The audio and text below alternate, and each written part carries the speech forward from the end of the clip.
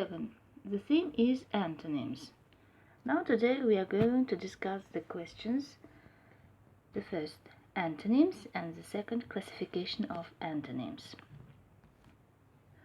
Antonyms are words belonging to the same category of parts of speech and expressing contrary or contradictory notions. Antonyms, from the Greek anti, opposite, and the onoma, name, are word pairs that opposite in meaning, such as hot and cold, fat and skinny. Polysemantic words may have different antonyms depending on the meaning. For example, the adjective dull has the antonyms interesting, amusing, entertaining, for its meaning of deficient in interest, clever, bright, capable, for its meaning of deficient in intellect, and active for the meaning of deficient in activity. Antonyms form mostly pairs, not groups, like synonyms: above, below, absent, present, alike, different, bad, good. Antonymy is not distributed among the categories of parts of speech. Most antonyms are adjectives. They are only natural because qualitative characteristics are easily compared and contrasted.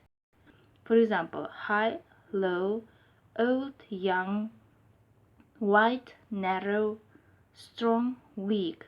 Verbal pairs of antonyms are fewer in number. Here are some of them: to lose, to find, to open, to close, to accept, to reject, and etc.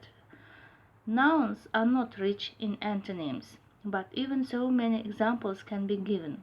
For example, good, evil, joy, grief, love, hatred, friend, enemy, and so on.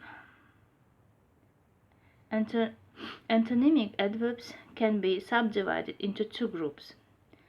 Adverbs derived from adjectives, for example, warmly, coldly, merrily, sadly, loudly, softly, and B, adverbs proper: now, then, here, there, ever, never, up, down. Komisarov, in his dictionary of antonyms, classified them into two groups: absolute or root antonyms, late, early, old, young, and the derivational antonyms: to please, to displease, expensive, inexpensive. Absolute antonyms can be subdivided into antonyms: proper, where opposition is gradual. It includes several elements characterized by different degrees of the same property. For example, cold, cool, warm; hot, large, little or small. Complementarity is a binary opposition. It may have only two members. The denial of one member of the opposition implies the assertion of the other. For example, dead, alive, single, married, male, female. Converses denote one and the same referent from different points of view. For example, to sell, to buy, to give, to receive. Absolute antonyms have different roots, and the derivational antonyms have the same roots but different affixes. For example, known, unknown, appear, disappear, pre-war, post-war. The regular type of derivational antonyms contains negative prefixes: im, il, in, ir, an, this, none. For example, experienced, inexperienced, logical, illogical, convenient, inconvenient. Sometimes they are formed by means of suffixes few and less. The number of antonyms with the suffixes full and less is not very large, and sometimes even if we have a word with one of these suffixes, its antonym is formed not by substituting. For example, successful, unsuccessful, selfless, selfish. The same is true about antonyms. with negative prefixes, for example, to man, is not an antonym of the word to unman. To disappoint is not an antonym of the word to appoint. So the difference between derivational and the root antonyms is not only in their structure but in semantics as well.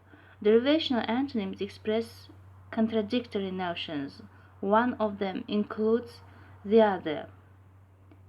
Active, inactive. Absolute antonyms express contrary notions and can be arranged in a group of more than two members. For example, the antonyms of the adjective: ugly, plain; good looking, pretty, beautiful.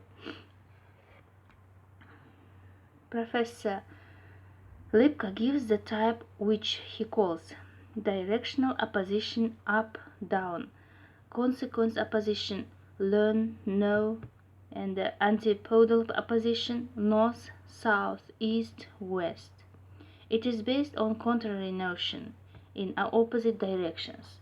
The pair come, go, arrive, depart involve motion in different directions. In the case up, down, we have movement from a point, and in the case come, go, we have movement from or to the speaker.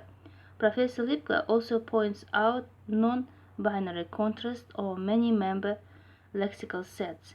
He gives serially ordered sets such as scales: hot, warm, tepid, cool, cold; color words: black, gray, white; ranks: marshal, general, colonel, major, captain; and there are gradable examination marks: excellent, good, average, fair, poor.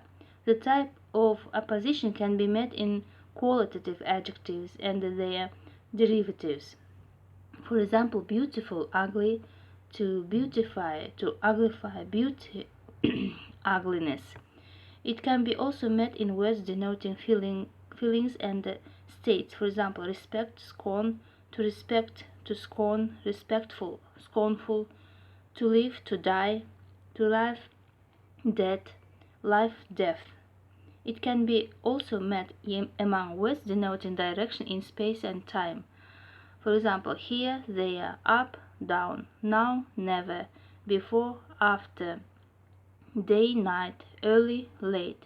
If a word is polysemantic, it can have several antonyms. For example, the word bright has the antonyms dim, dull, sad. The synonyms and antonyms form an integral part of the English language. Acquaintance with the vocabulary of the English language is a necessity for effective expression either in written or in an oral form. The synonym is a word or a phrase that means the same as another word or a phrase. The antonym is a word or phrase that is opposite in meaning to a particular word or phrase in the same language.